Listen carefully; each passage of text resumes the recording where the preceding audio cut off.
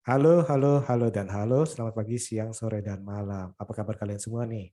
Nah, kemarin nih, belum lama ini, kurang lebih 22 hari plus ini, ada sebuah film horor yang cukup menggemparkan ya. Judulnya adalah Kodrat. Nah, pada hari ini kita akan berbincang-bincang bersama sang sutradara, tapi saya nggak sendirian ya. Saya sudah ditemani oleh Mbak Ami. Apa kabar Mbak Ami? Halo semuanya, baik alhamdulillah. Baik ya semuanya ya, Mas baik ya. Sehat-sehat. Nah, kita nih mau ngobrol-ngobrol nih dengan sang sutradara dari film Kodrat. Siapa lagi kalau bukan Mas Charles Gozali. Apa kabar Mas Charles? Selamat apa ini? Selamat siang apa selamat sore ya? Selamat Sore sore. ini sore kayaknya. Sore. Sekarang sore menjelang siang. Siang menjelang sore, maaf. Ya, Sebelumnya nih selamat nih untuk 1,6 juta plus-plus ya kalau nggak salah ya kemarin ya. ya. Nah, itu udah suatu pencapaian yang sangat bisa bilang itu fenomenal sih, karena dalam 22 hari penayangan itu sudah 1,609.344. Nah, sekarang udah plus-plus tuh pastinya. Ya, terima kasih banyak buat semuanya yang sudah nonton. Nah, Mas Charles mau nanya nih Mas, Ya, kira-kira apakah sebelum ini udah menduga belum bahwa film ini akan menggapai jumlah penonton seperti ini? berharap dan berdoa, tetapi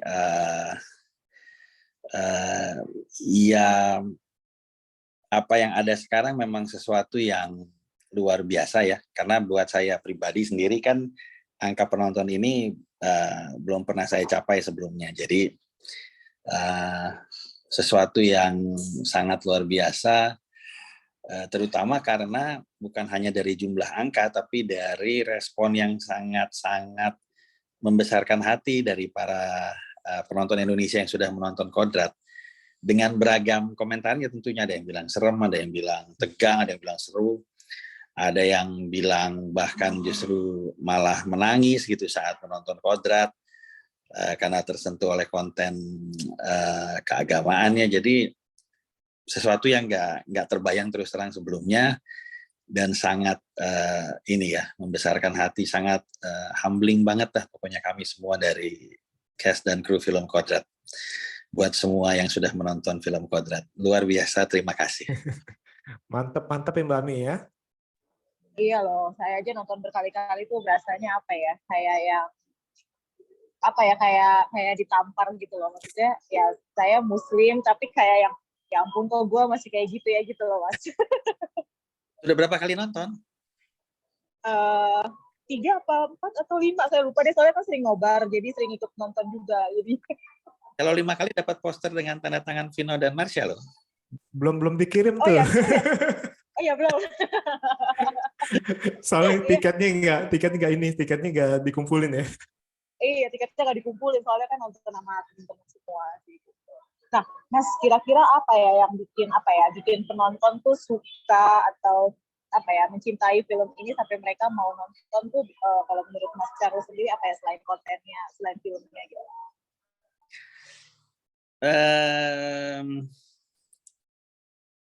Mungkin ya, karena kan tentu yang bisa mengatakan itu adalah orang-orang yang memang datang dan nonton berkali-kali. Tapi kalau dari melihat apa yang kami baca atau kami dengar, salah satunya kalau disimpulkan mungkin menurut saya kedekatan konten, bahwa banyak orang yang kan gini ya, sebetulnya Kodrat ini kan IP baru. Biasanya IP baru itu perlu dijelaskan, perlu kayak semacam world building baru atau perlu pengenalan baru. Ini begitu bicara Ustadz Ruqyah, lalu bicara keadaan Ruqyah, kerasukan, itu udah nggak perlu dijelaskan karena masyarakat Indonesia dan banyak juga di negara-negara lain termasuk kayak Malaysia yang seperti akan tayang itu udah sangat punya kedekatan yang sangat luar biasa, sehingga relate dengan kontennya, relate dengan apa yang mungkin menjadi ketakutan, perasaan karakter-karakter yang kemudian ada di dalam cerita. Saya rasa itu salah satu poin yang bisa membuat orang kemudian merasakan begitu banyak emosi dan pengalaman menonton sehingga bisa nonton lebih dari sekali.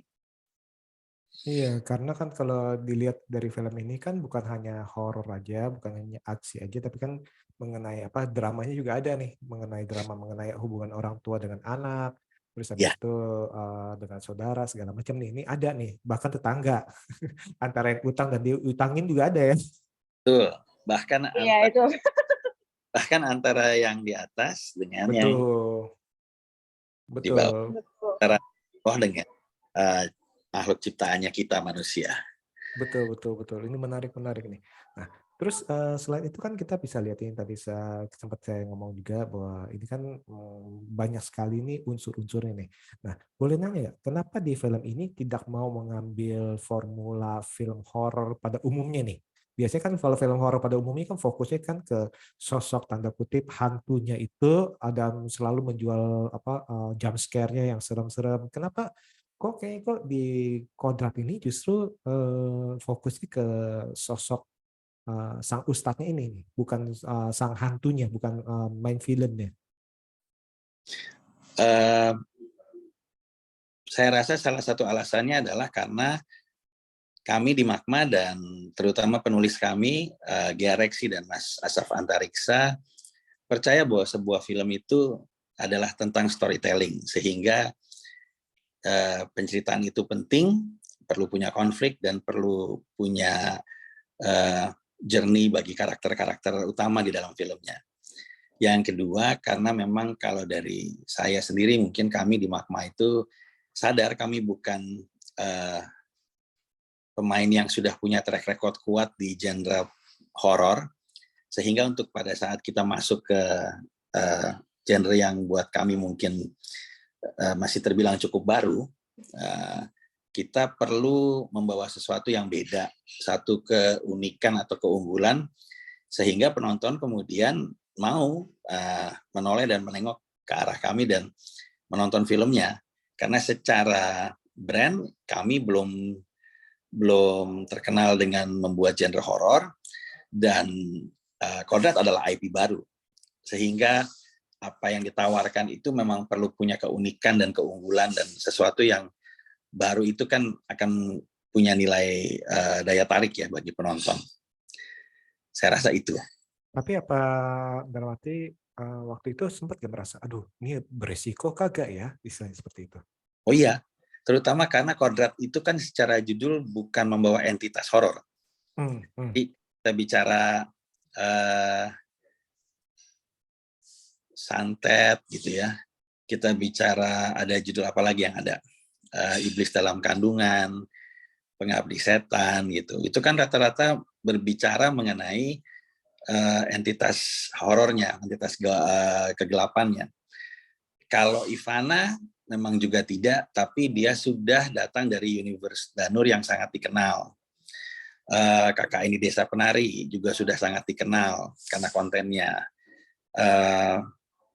Jadi pada saat awal memang kita punya usaha ekstra untuk mendorong agar penonton Indonesia itu satu kenal Kodrat, kedua juga uh, tahu bahwa Kodrat itu adalah brand horor. Gitu. Jadi itu salah satu yang memang kami jaga, dan kami tahu kita perlu ekstra keras untuk kemudian mendorong itu agar secara awareness orang kemudian mengetahui bahwa Kodrat itu adalah film horor. Nah, itu kan kalau kita tahu kan Magma kan sebelumnya kan film-filmnya Sobat Ambyar, terus Mas Charles juga kan pernah Finding Sri Mulat gitu kan, ada Untuk Asa gitu. Terus kenapa sekarang tiba-tiba kepikiran buat bikin film horor, Mas? Apa karena mungkin lagi hype atau gimana gitu? Iya, memang karena horor adalah salah satu genre atau mungkin genre yang paling laku di Indonesia dan bahkan di luar negeri, sudah menjadi pop culture di Indonesia sendiri. Dan setelah pandemi, untuk kembali ke bioskop kan siapa yang menduga kalau hari ini angka penonton kita sudah mau mencapai titik belasan juta. Gitu loh, bahkan mengalahkan jumlah penonton dari film Hollywood, sekalipun kita Betul. kan nggak menduga itu ya. Sehingga pada saat pandemi itu terjadi, ya yang ada di benak kami di Magma Entertainment bahwa kita harus datang dengan memang produk yang baik, yang tetap menawarkan sesuatu yang beda, punya kekuatannya sendiri, tapi kondisi yang ada rasanya membuat kami juga berpikir untuk mengurangi resiko-resiko yang kemudian ada. Kan Finding Sri Mulat itu mengangkat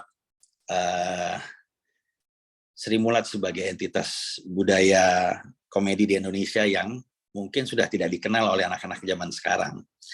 Nada Untuk Asa bicara tentang korban HIV, tapi dari sudut pandang yang berbeda dan justru tidak memfokuskan diri kepada penderitaan atau kelemahan dari korban, tapi justru filmnya bicara untuk mengatakan kepada para korban untuk kemudian jika ingin punya nilai di mata orang lain, kalian harus bangkit dan kemudian menguatkan dirimu sendiri agar kau memang kemudian punya nilai bagi orang lain. Jadi hal-hal kayak seperti itu memang sesuatu yang mungkin melawan arus. Nah, kami melihat pada saat pandemi, rasanya bukan itu sih yang harus kita lakukan. Itu makanya kami melakukan pendekatan ke Mas Didi Kempot almarhum sebelumnya dengan film Sobat Ambyar, dan berikutnya ya dengan brand baru ini kita rasa kita perlu ada di jalur yang memang sudah menjadi salah satu atau genre terfavorit di Indonesia. Nah, ini salah satu yang mengejutkan juga gini nih, kan Mas Charles kan misalnya tanda kutip banting setir nih dari Finding Sri Mulat dan lain-lain, Nada Untuk Asa. Nah, yang kita takjub, ini pasti bukan hanya saya yang takjub ya, tapi semua orang yang nonton ini takjub adalah CGI-nya. Nah, itu kan waduh, dalam arti gini, kalau saya nih, kalau saya pribadi, misalnya kalau mau mencoba genre baru, pasti kan main aman, dalam arti yang nggak usah macam-macam CGI-nya lah, kita bilang lah. Tapi ini kok begitu wadaw lah makanya. Nah, boleh cerita nggak Mas, keputusan untuk maksimal dalam arti kalau mau nyebur sekalian deh istilahnya kalau menurut saya sih ya. Itu gimana? Boleh cerita nggak dalam arti keputusan untuk memakai CGI yang begitu luar biasa? Kita memang saya sangat beruntung karena punya banyak teman yang mendorong kami di Magma untuk terus mencoba dan belajar melakukan sesuatu yang lebih baik daripada apa yang sudah kami lakukan sebelumnya.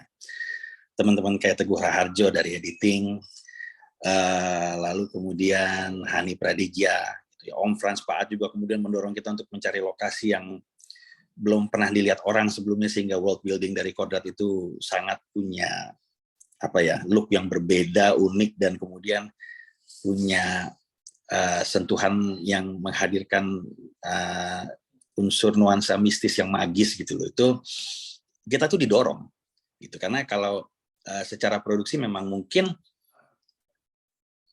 kita akan memilih yang lebih praktis, lebih aman gitu ya, tapi memang dengan oleh teman-teman kami ini kita terus didorong untuk coba kita masih bisa melakukan yang lebih baik, yuk push it to the max gitu. Jadi teman-teman penulis di Kodrat, Gia Reksi dan Asaf Antariksa juga memang kemudian merasa, termasuk Vino G. Bastian juga merasa bahwa tampilan Aswala itu jangan cuma dibuat seperti misalnya berupa bayangan atau kelebatan warna hitam gitu, tapi kemudian dia tidak harus kemudian mengobral dirinya dan keluar dengan di mana-mana gitu loh, tapi momen-momen dia muncul harus penting, lalu kemudian ada sosok atau image yang diperlihatkan ke penonton yang memang kemudian bikin penontonnya tuh wah, seperti action yang ada di dalam film Kodrat kan juga nggak bisa dibilang banyak, tapi memang kami coba untuk buat sebaik mungkin gitu, sehingga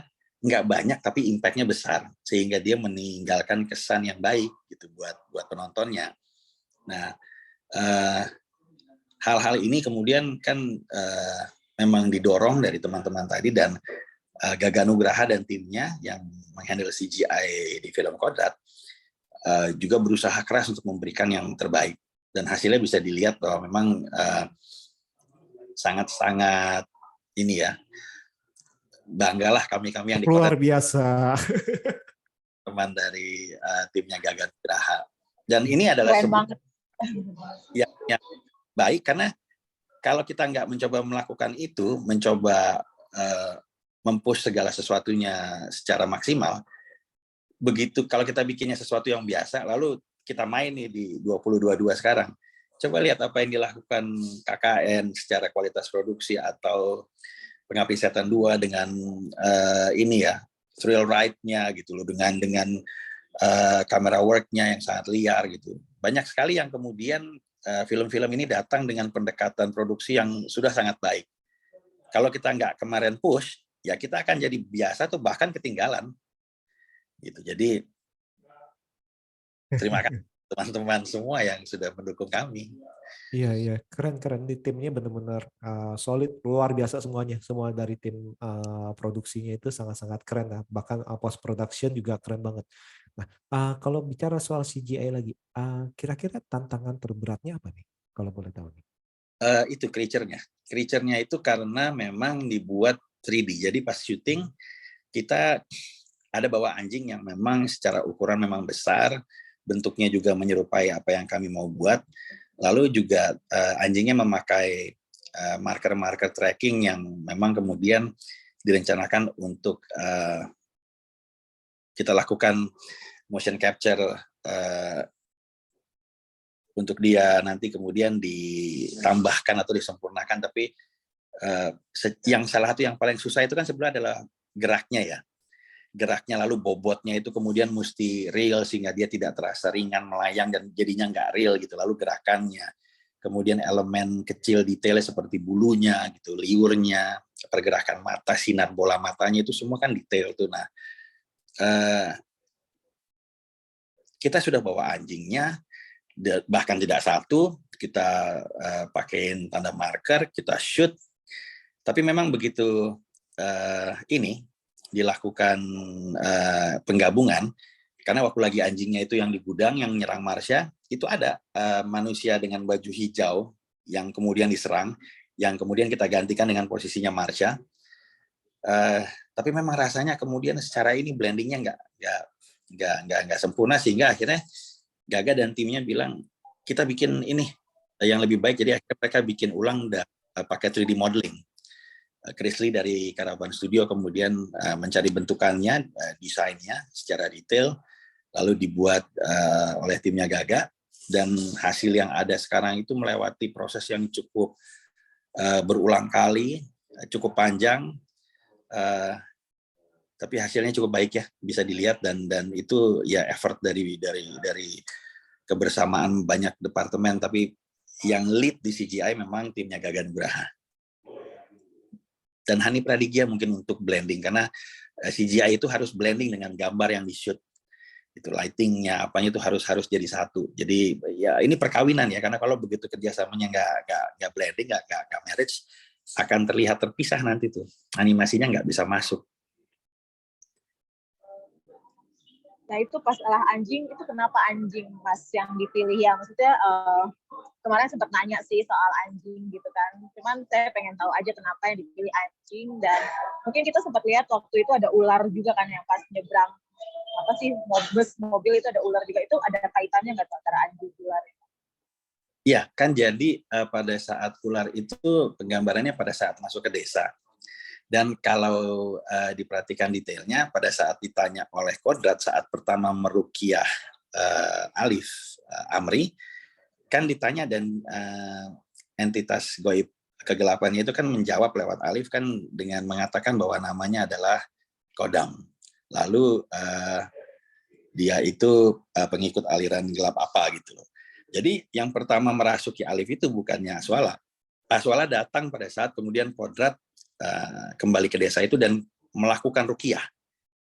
Kan jadi pada saat terjadi ruqyah itu kan mungkin ini ya, ada pertempuran kekuatan baik dan jahat yang memang kemudian kalau dibayangkan misalnya secara benturan dua kekuatan besar itu akan ada energi yang kemudian bisa dirasakan, dan karena itu Aswala kemudian datang dan menghadang Kodrat di tepi jurang. Gitu. Nah, jadi kenapa ada ular? Karena yang pertama itu memang bukan Aswala.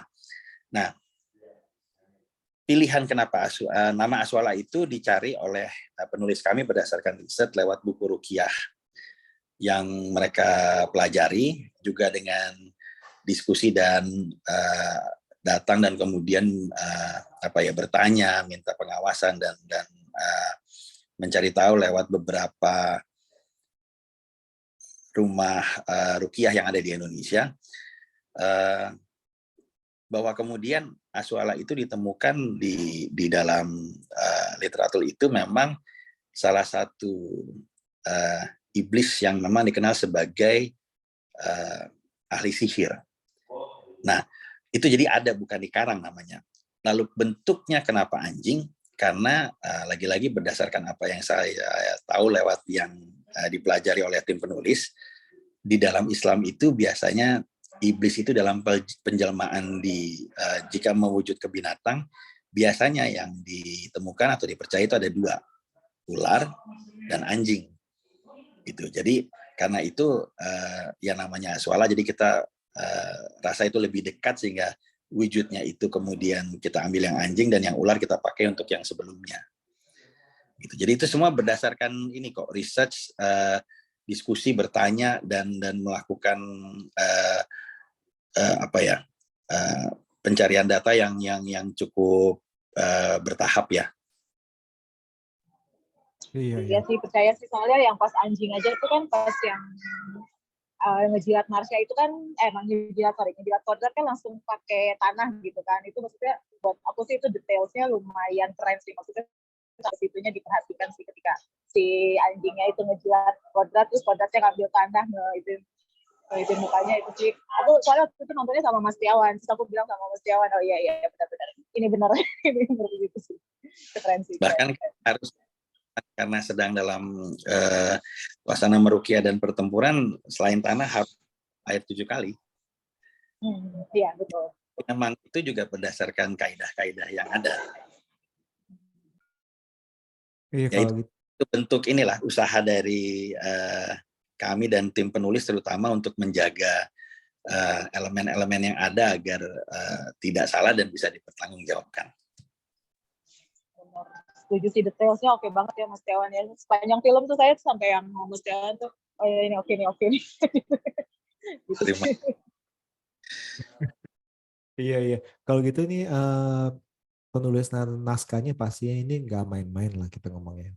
Pasti ini dengan tadi Mas Ghazali bilang kan dengan riset yang tidak main-main juga dan dengan riset yang benar, dan akhirnya itu para penonton pun akhirnya kalau saya lihat di media sosial itu kan banyak sekali responnya, oh iya nih, oh ya gini, oh ya gitu, oh ya nih benar nih, oh ya nih. Dan itu hasil dari para tim ya Mas ya, seperti itu. Nah, ini yang salah satu yang saya lihat ini adalah preproduksi kali ya. Saya yang pembuatan setting desanya nih. Ini cukup menarik nih Mas. Ini dalam arti, wow, ternyata ini benar-benar satu desa benar-benar dibangun nih. Boleh cerita gak nih untuk pembangunan setting desa tersebut? Jadi itu di daerah Gunung Kidul, nggak jauh dari Bukit Pengilon, tapi untuk desanya itu sempat mempertimbangkan lokasi di Bukit Pengilon, karena di sana tuh ada curug kecil gitu yang sangat bagus tuh, tapi memang problemnya karena itu jurang ya, ada action, ada apa di sana gitu, dan pada saat gelap itu di Pengilon itu memang nggak ada lampu sama sekali, jadi begitu dia gelap itu kita jarak kurang dari 1/4 meter di samping, kita nggak lihat itu ada orang atau apa, karena gelapnya betul-betul pekat. Jadi rasanya untuk keamanan dan keselamatan itu tidak terlalu baik, sehingga akhirnya kita pilih di Gunung Kidul di daerah dekat Bukit Pengilon, tapi lokasi yang dipilih oleh Om Frans itu adalah sebuah cekungan di balik bukit yang memang tempatnya tuh kayak nampung gitu loh, ya kayak setengah lingkaran melengkung besar gitu di belakang bukit yang tinggi yang besar. Awalnya itu ada sebuah perkebunan singkong yang kemudian daerah luas tanahnya itu disewa, lalu singkongnya dibeli, direbus sama digoreng, kita makan, tapi mereka kemudian mencabut sisa pohonnya, lalu dibangunlah set pesantren itu. Ada 5 bangunan rumah yang cukup besar di situ, dan ditanami, kemudian di bagian perkebunan ditanami tanaman-tanaman jagung tapi yang layu. Jadi untuk menambah kesan memang bahwa di desa itu bermasalah dan kehidupan itu seakan tidak ada. Nah, pada saat akhir film, di mana suasana sudah lebih cerah, detail dari grading juga kita berikan sentuhan yang berbeda. Nah, terlihat kemudian di daerah perkebunannya, tanaman jagungnya sekarang subur, banyak warna kuningnya gitu, sehingga dia terasa terang, bersinar. Nah, itu ya tanaman jagung yang layu tadi dicabut semuanya satu-satu, lalu ditanam lagi, ditanam ulang pakai tanaman jagung yang memang kuning. Jadi banyak sekali hal yang dilakukan oleh tim artnya Frans Paat yang memang juga luar biasa. Bahkan pada saat lagi syuting di menjelang hari akhir, final battle yang terakhir itu waktu dimulai dari adegan Marsha ngubur, itu kita harus berhenti karena COVID Delta memang lagi tinggi dan Jogja bahkan sampai ke Gunung Kidul itu angka tertinggi di Indonesia pada saat itu. Jadi memang ditutup dan kita nggak bisa kerja, berhenti, sehingga akhirnya harus pulang. Nah lalu set gudang itu bahan-bahannya dari kayunya, dinding ininya, bangunan gudangnya, pintunya itu dicopot, dipindahin sama timnya Om Frans, dibawa pakai 4 truk ke daerah Cisarua sekitar 2,5 sampai menjelang 3 bulan kemudian dari saat kita berhenti, lalu dibangunlah set baru di situ. Dan gudangnya baru dilanjutkan syuting yang final battle itu di Cisarua sekitar 2,5 sampai 3 bulan kemudian, selama 5 hari. Tapi kan kita kalau nonton nggak ngelihat perbedaan sama sekali, nyambung dia jadi satu. Iya, keren. Iya, jadi ada 2 tempat sebenarnya ya, nggak hanya berasa. di Ya. Ternyata ada 2 tempat ya. Ya.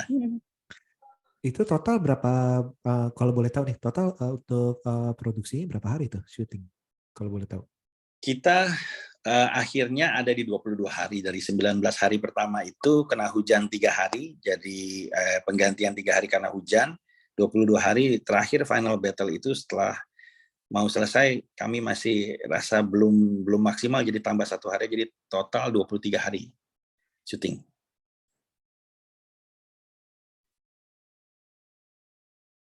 Oke. Bukan sebuah produksi dengan jumlah hari yang juga ini ya, terlalu besar, tapi makanya sangat bersyukur hasil yang keren sih, keren. Sekarang sudah bisa diterima dengan baik. Nah, Mas, tadi kan Mas Charles kan cerita bahwa misalnya ada pujian ataupun ada kritikan. Boleh nggak berbagi istilahnya? Ada pujian dan kritikan misalnya yang paling berkesan untuk Mas, baik itu pujian maupun kritikan, loh. Boleh nggak kira-kira? Salah satunya kan soal ada sound yang kadang tidak terlalu terdengar jelas. Itu salah satu yang paling banyak kami dengar. Dan itu memang satu keputusan yang kita ambil dengan Arya Prayogi dan tim sound department dari Alunan, juga ada Andre sebagai salah satu dari sound designer-nya. Kalau kita nonton di bioskop dengan tata suara yang baik, maka permainan sound yang terjadi terutama di beberapa scene seperti di gudang saat Marsha ketemu Aswala, saat mati lampu, lalu saat Asya keliling rumah dalam keadaan gelap, juga saat final battle, itu permainan soundnya akan terasa sangat dinamis dan berpindah dengan ruang range yang besar. Tetapi pada saat memang bioskop di Indonesia tidak semua dengan standar yang merata seperti itu, di bioskop yang memang lebih kecil atau lebih rendah secara spesifikasi teknisnya, jadi akhirnya layer suara yang banyak yang berlapis itu ada yang tidak muncul. Sehingga ada yang bilang suara iblisnya itu tidak terlalu terdengar jelas misalnya. Ya hal-hal seperti itu akhirnya memang kami ambil salah satunya karena memang berusaha mengejar saat ketemu bioskop dengan spesifikasi teknis yang baik, experience penontonnya bisa ini lebih maksimal dan luar biasa. Lalu bahwa kemudian ada yang merasa sebagian dari premis atau backstory karakternya terasa kurang diberi ruang, ada yang merasa terlalu cepat. Tapi juga ada penonton yang merasa cukup kok kami menangkap bahwa latar belakang premis bagi berbagai karakter itu diberikan walaupun tidak harus ada flashback gitu yang tiba-tiba masuk. Dari dialog itu pun cukup malah justru terasa mengalir dan pace-nya jadi sangat cepat gitu. Dan memang kecepatan itu kita kejar untuk memberikan ini ya daya cekam yang beruntun gitu loh. Itu adalah juga pilihan yang memang kami coba lakukan karena penonton kan sangat beragam sehingga tidak bisa semua orang juga kita puaskan keinginannya.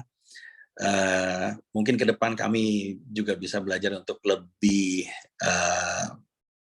tepat ya memberikan informasi agar walaupun pacing-nya cepat, tapi bagi yang merasa memang perlu mendapatkan detail lebih juga tidak merasa kekurangan.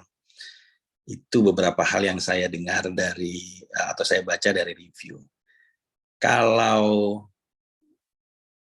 review yang positif, banyak ya, bahwa kemudian ada yang nonton aja dan merasa senang, terhibur, itu udah satu hal yang sangat membesarkan hati, sangat menyenangkan melihat film ditonton. Tapi pada saat kemudian memang ada orang yang mengatakan bahwa ini adalah Kodrat adalah sebuah film dengan brand IP baru, menghadirkan sesuatu yang baru, mengangkat sosok Ustadz Rukiah yang mungkin selama ini tidak diberi ruang untuk kemudian hadir sebagai sosok utama atau bahkan quote-unquote pahlawannya gitu. Kali ini hadir dan terasa sangat berkesan dan bahkan banyak yang tersentuh dengan bagaimana hadirnya ayat-ayat yang dibawakan oleh Vino dengan sangat baik, mendapatkan banyak pencerahankah itu, atau ada yang menyebutkannya merasa tertampar, bahkan bukan cuma oleh kalimat atau ayat yang dibacakan Vino, tapi oleh makian yang diucapkan atau diungkapkan oleh iblisnya. Itu bisa membuat orang kemudian mengingat gitu dan kemudian merefleksikan diri. Itu sangat berarti karena berarti filmnya bukan hanya menjadi tontonan tapi bahkan bisa memberikan tuntunan. Itu humbling banget sih, karena terus terang kami sebetulnya tidak merasa atau tidak juga menyangka bahwa akan sampai sejauh ini. Dan itu akan jadi satu challenge, tantangan yang harus bisa kami atasi di langkah berikut kami untuk Kodrat. Itulah karena sesuatu yang baik harus bisa dijaga ya. Itu sesuatu yang akan kami coba jaga bersama-sama bersama seluruh cast dan krunya Kodrat.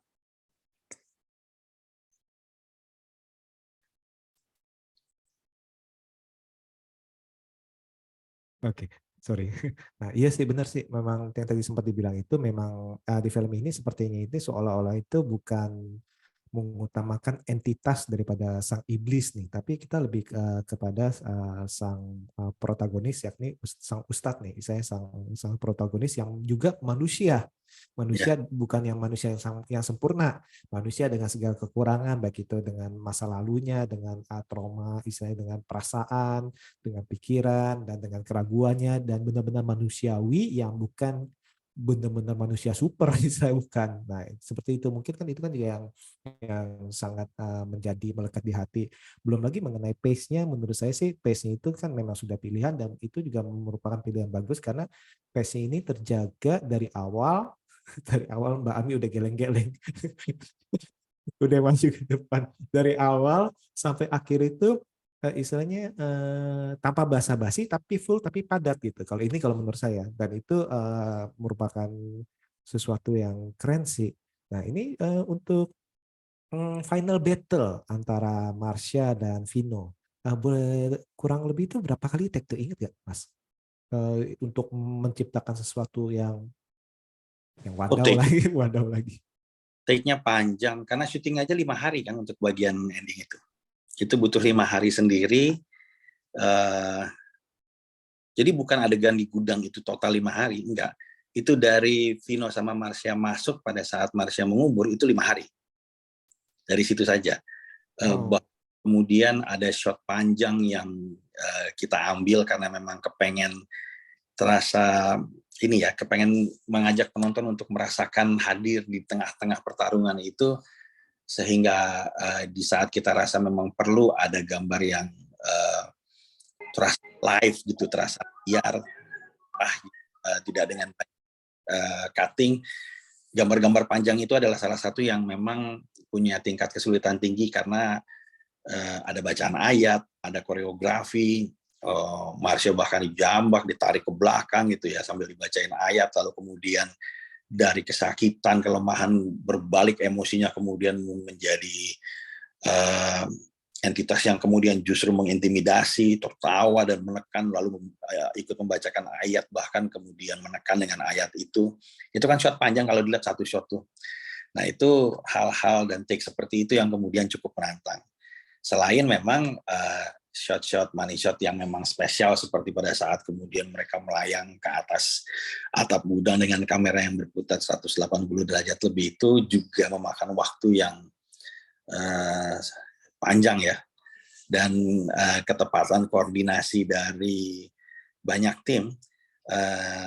Ada tim actionnya yang menghandle sling, pergerakan naik karena 2 orang secara bersama dengan posisi yang berubah dari lurus lalu kemudian nekuk, posisi duduk gitu, yang satu dari berdiri lalu kemudian jadi kayak semacam kayang lalu naik ke belakang gitu, lalu mereka baru berputar bersama, itu timing harus tepat. Lalu kemudian ada kamera dengan alat yang kita pakai pada saat itu, lambda dan tulipnya itu memang bukan alat yang biasa dipakai, dan pada saat jeepnya itu kemudian mengikuti pergerakan yang naik, tapi begitu kameranya posisinya berbalik di tengah jalan 180 derajat, kan berarti yang tadinya naik jadi turun ya. Jadi koordinasi antara yang pegang crane-nya, yang duduk dan kemudian tekan kamera, menjaga posisi, tapi memutar kameranya 180 derajat, dan yang pegang in-nya gitu, yang kemudian pakai blower besar, itu semua koordinasinya luar biasa sih. Jadi sangat seru dan menyenangkan syutingnya.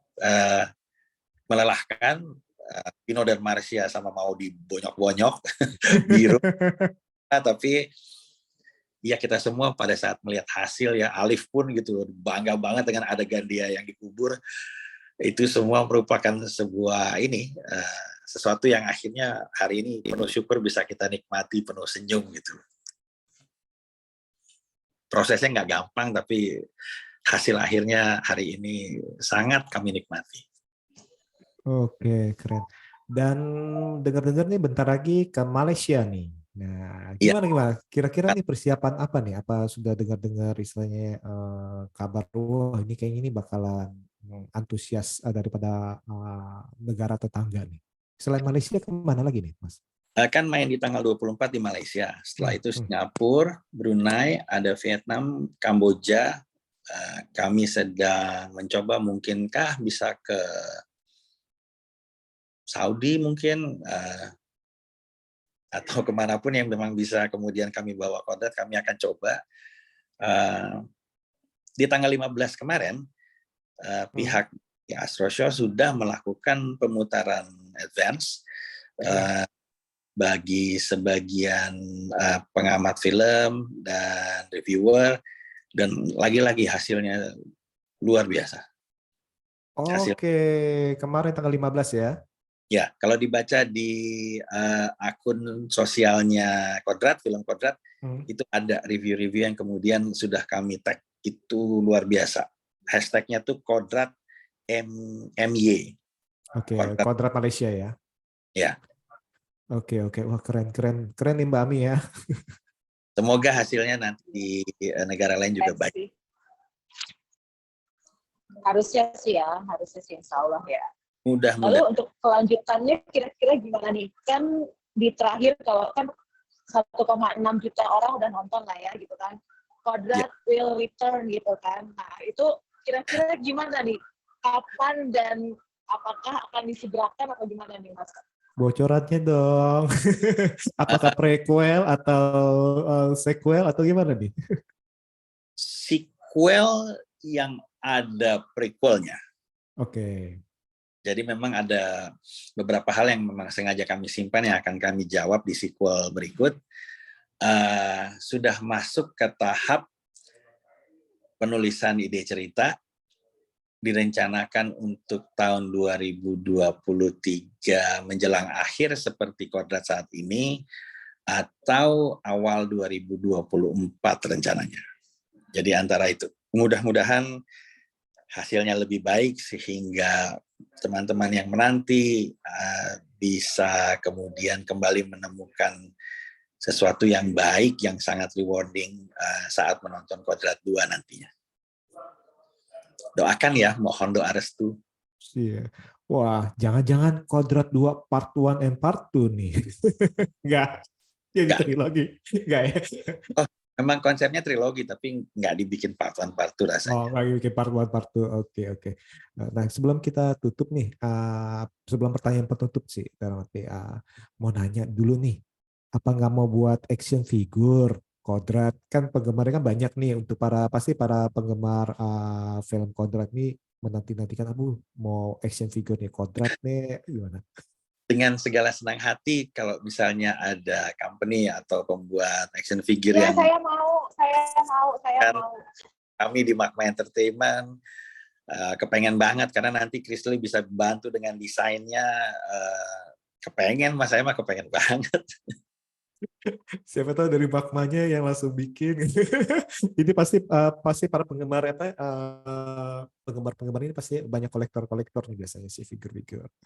Nanti kami pertimbangkan ya. Tapi kalau memang teman-teman ada yang bisa dan tahu juga boleh menghubungi kami. Tapi akan kami pertimbangkan. Atau komik. Komik sudah grafik komik. Dalam lagi sih. Komik sudah di dalam penerawangannya Krisli dari Caravan Studio. Kemungkinan besar Krisli akan bawa komiknya ke Reon Comics. Oke, ke Reon Comics ya. Ya, tapi memang lagi ini. Salah satunya yang memang sangat diperhatikan Krisli adalah menemukan penggambar komik yang punya sentuhan agar komiknya tidak jadi atau punya flavor seperti komik manga atau komik-komik superhero Amerika gitu. Jadi kepengen punya taste yang memang Indonesia, walaupun juga bukan berarti harus seperti komik jadul ya, tapi sentuhan dari gambarnya itu terutama sangat penting sih, sehingga itu salah satu hal yang memang sangat dijaga dan lagi dipertimbangkan Krisli.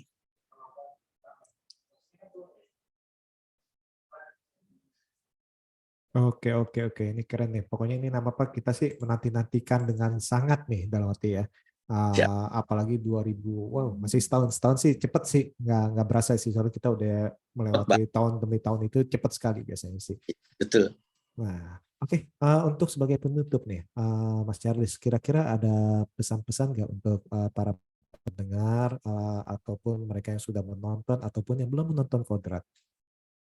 Buat teman-teman yang sudah menonton, sekali lagi saya mewakili teman-teman dari semua cast dan kru film Kodrat mengucapkan terima kasih yang sedalam-dalamnya dengan tulus buat semua support yang sudah diberikan. Semoga segala kebaikan dan kenikmatannya bisa kami jaga dan kekurangan yang ada bisa kami buat lebih baik di sequel Kodrat mendatang.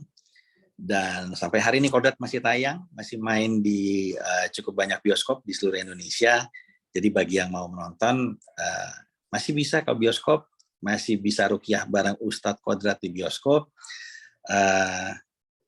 Dan rasakan pengalaman menonton Kodrat di bioskop yang karena memang tidak bisa ditemukan. Kodrat itu bukan tipe film horor yang akan punya pengalaman menonton atau kenikmatan yang sama saat ditonton di TV misalnya pada saat nanti sudah masuk di OTT, itu experience yang beda. Jadi kalau di OTT aja beda, apalagi kalau nontonnya kayak rekaman yang kemudian dibagi di Telegram, nontonnya baiknya di bioskop deh. akan lebih menyenangkan dan efek rukiahnya akan semakin terasa. Betul, setuju banget. Dan salah satu kan kepala yang keren Kodrat itu buat buat sepanjang selama 2002 selama film horor Kotekan Kepala itu suka banget. Terima kasih sekali. Si Mami pas pas adegan potekan kepala langsung wah wah wah wah. Geleng-gelengnya. Tepuk tangan. Karena itu rapi banget, nggak kayak apa gitu, keren banget. Terima kasih banget. Nanti kita janjian berhubungan lewat Dokdan atau ke kami juga boleh. Posternya nanti dikirimin. Wah, asik, keren nih. Dapat nih Mami. Saya juga mau dong. Siap. Oke, nah jadi ini untuk para pendengarnya jangan lupa menonton Kodrat masih di bioskop nih. Seperti yang tadi Mas Charles bilang, memang berbeda walaupun mohon maaf kata nih mungkin kita mempunyai istilahnya home theater ya. Tapi experience bioskop itu memang tidak bisa tergantikan sih. Benar-benar nggak bisa tergantikan di mana kita akan merasa tegang, merasa sedih, merasa simpati, empati, takut, seru, dan itu benar-benar sesuatu pengalaman yang nggak bisa digantikan ya. Walaupun itu mau nonton di OTT, walaupun kalian mempunyai home theater ya, saya bilang ya. Tapi dari dulu menurut saya sih bioskop adalah bioskop, itu nggak bisa digantikan. Betul. Jadi jangan lupa tuh nonton di bioskop ya. Yang pastinya juga jangan nonton yang tadi itu di link-link itu tadi Mas Charles bilang. Ya. Oke, jangan. Oke, sekali lagi terima kasih nih untuk para pendengar yang sudah mendengarkan pembicaraan kami dan terutama untuk Mas Charles dan tim nih. Kita ini benar-benar berdoa dan berharap supaya sukses untuk di mancanegaranya dan kita benar-benar berharap untuk dan menanti-nantikan untuk sequelnya yang pasti akan lebih fenomenal nih. Kita benar-benar berharap nih. Karena seperti yang kita udah baca-baca di review-review, Kodrat sendiri pun bisa bilang menaikkan level daripada film horor Indonesia ke level berikutnya. Yang ada beberapa yang bahkan saya sendiri ngomong ke Mbak Ami, ini kayaknya ini mau diadu sama Konstantin boleh nih. Kodrat sama Konstantin mungkin siapa tahu mau barengan gitu ngusir setannya. Ya, terima kasih banyak semuanya. Terima kasih. Oke, sekali lagi terima kasih dan sukses selalu untuk Mas Charles. Oke, saya rasa sekian dan see you.